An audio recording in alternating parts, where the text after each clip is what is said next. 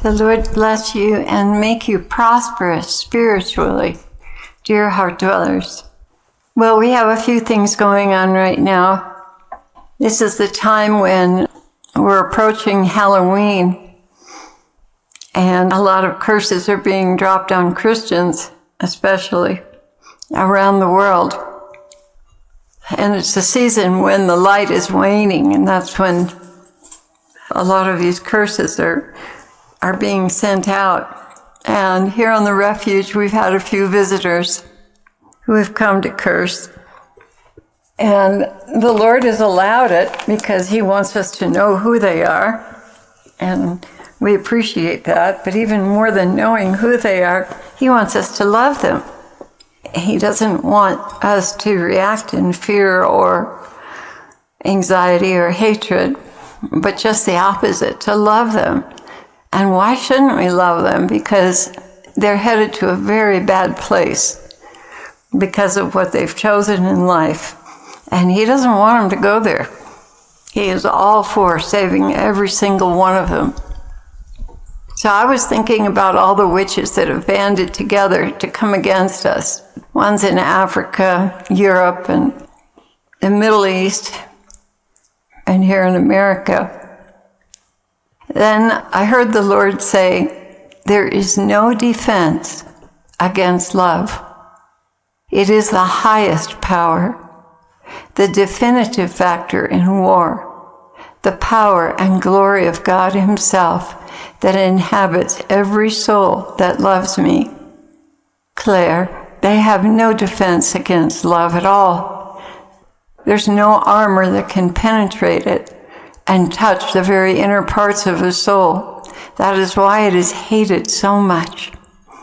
There's nothing in this universe that can stop love, genuine love from the soul, especially when it is countering evil intentions. These witches in Taos go way back to the 60s, but even before that, the generational criminal witches that came to this country to escape persecution are here with the generations of their children. Many of them are versed in the Babylonian practices handed on down to them by their ancestors, because the Jews were at one time exiled to Babylonia, and they picked up a lot of things there and in Egypt as well. About 70% of them are born into covens, that is, their aunties and uncles were practitioners and inducted them before the age of reason, about 5 years old. They are made to commit atrocities at that tender age, and from that point forward are locked into fear of punishment and death if they try to escape. Many who call themselves Christians have done more damage than good to these little ones, and they come to equate religion with being violated.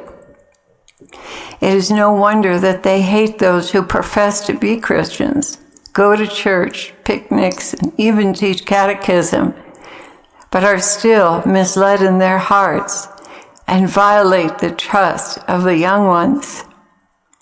In their helplessness, they turn to witchcraft, which offers them a chance to get even and protect themselves.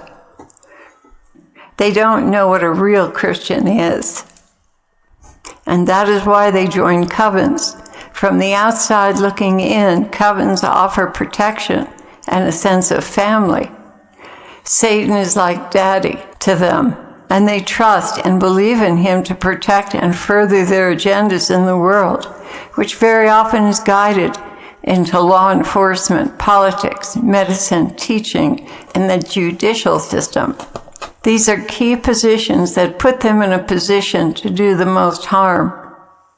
Really, it is a wonder that you are still alive, for my angels have done well to protect you and will continue to do so. Let me make this very clear.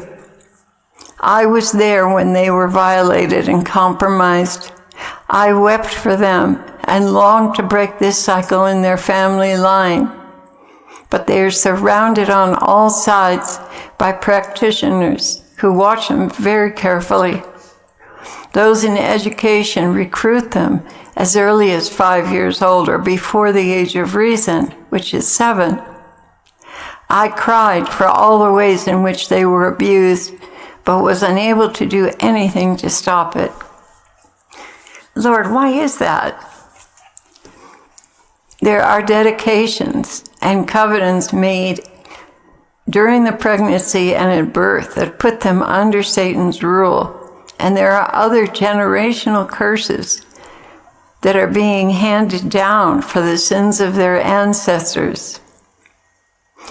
There are promises made to these little ones that if they do a certain thing, they will be given powers and gifts.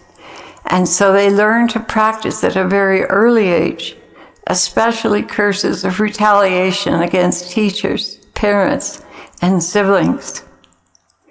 What I want to say is that I love them very dearly, no matter what they've done.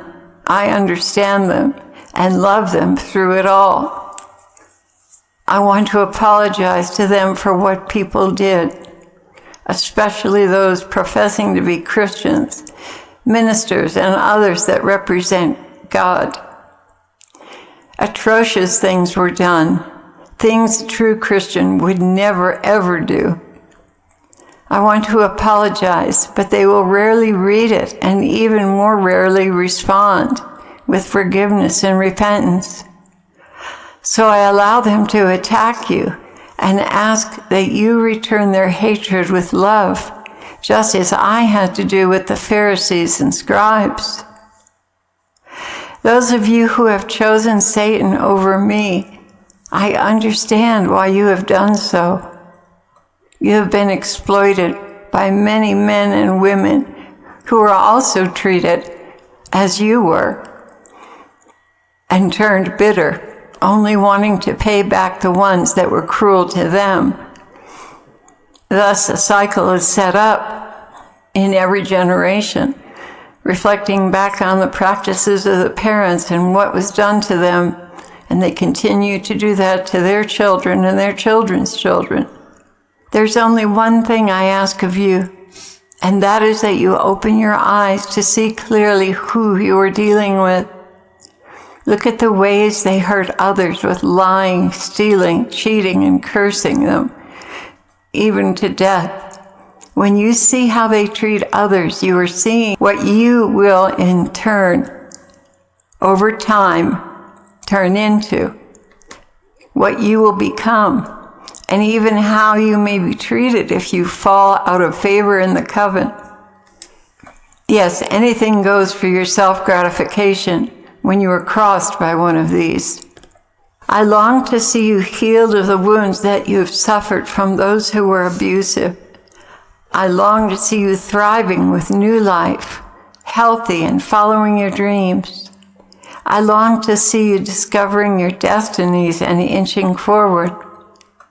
You have only one thing to do, and that is ask. Jesus, after all you have seen me do, you still want me for your kingdom?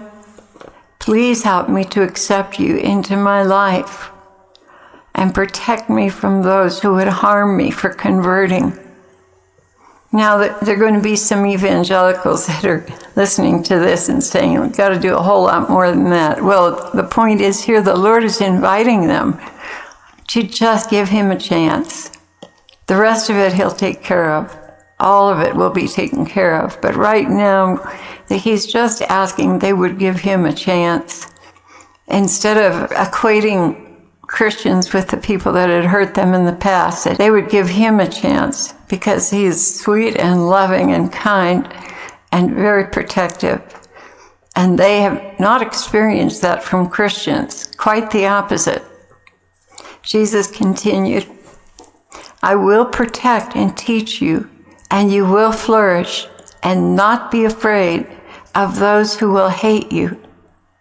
If only you will come to me and ask, I will be there for you because I do love you. That's the end of that message.